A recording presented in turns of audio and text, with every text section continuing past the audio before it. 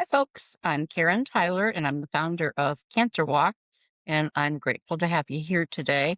Um, I'm starting a new podcast, and I'm going to call this one Beyond the Diagnosis.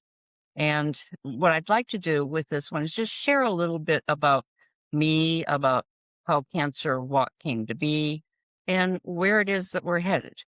Cancer Walk really came to be because a few years ago, I knew that it was time for me to be leaving the mortgage industry. I'd, been pushing 30 years. I'm at just over 30 years this year, and I knew it was time for me to back away. But I really like, yes, wait, stop.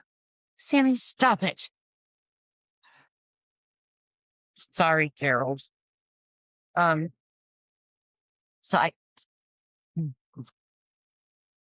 here, there we go. Okay, they're busy.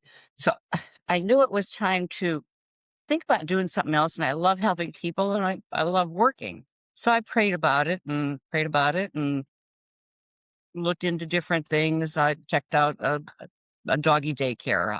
I enjoy dogs. Obviously, I don't train mine very well, but I enjoy being around dogs. Thought about a car wash. That's something I enjoy getting done. And so I thought, well, maybe that's a possibility, but everything was kind of a dead end. And then suddenly I received the diagnosis, the one that nobody ever wants to hear, and that is you've got cancer. So that kind of brought everything to a halt while I went through the process of dealing with that and having the surgery. And I had the surgery in 23. The It was the Monday after Thanksgiving, and I had wisely gotten a second opinion, and I went to Sloan Kettering. My daughter accompanied me up there, and I just hadn't felt really comfortable with my local facility. So I sought out a second opinion, and there we were in Manhattan in Sloan Kettering. And from the moment I walked into their facility, it was just entirely different from any experience I'd had. It was clear that I was the reason that they were there. Never did I get the idea that they're the reason for me.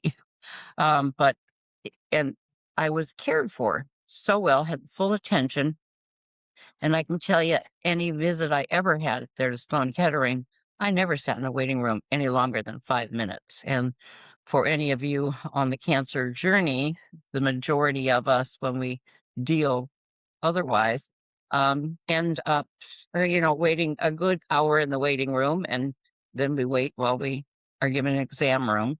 So it was just a different experience. It was clearly about me. So I went ahead and scheduled the surgery, had it the day after Thanksgiving, as I said. And when I came back home, it was a couple weeks before Christmas.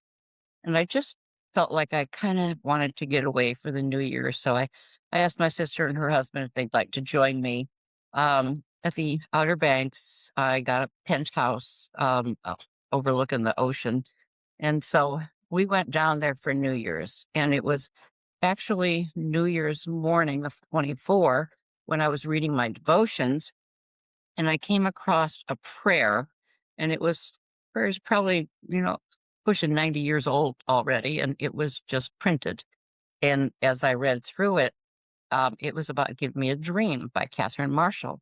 And in it asked the Lord to give the dream and also give all of everything that would be needed for it to make it work, the right people, the funding to bring it to fruition.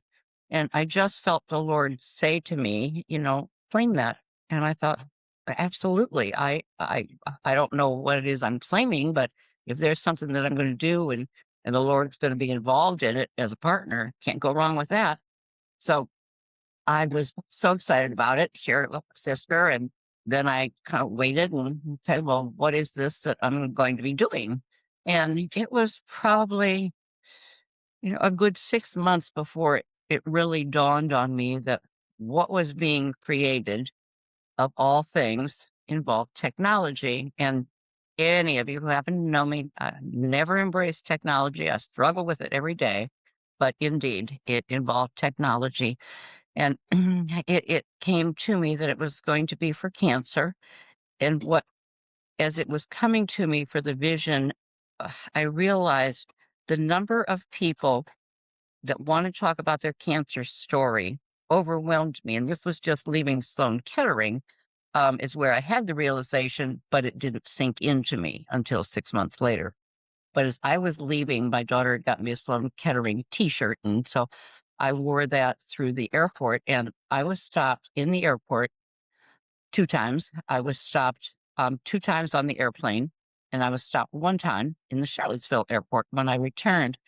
And when people saw cancer, there were no barriers. They were perfectly comfortable walking up to me and wanting to tell me their story. And, I listened and we had brief conversations. But it did dawn on me later when the vision was coming that it was about cancer is people need to talk, people need to share, people need support of each other. So that's how Cancer Walk came to being formed. And after we got started with the development of it, and true to the Lord, He did bring me. He landed in my lap a business developer that I never could have touched, but through the Lord speaking to him, He brought me on, and it has been wonderful since then because the direction is truly about the full focus of creating the website to be the hands and feet of Jesus by helping others. And then, so with that created, I realized, well, need to talk to people. So I said, let's start Zoom calls. I want to have a weekly Zoom call. So we called it Cancer Walk Talks. And now we have every Wednesday was my original Wednesday at 11 o'clock Eastern Standard Time.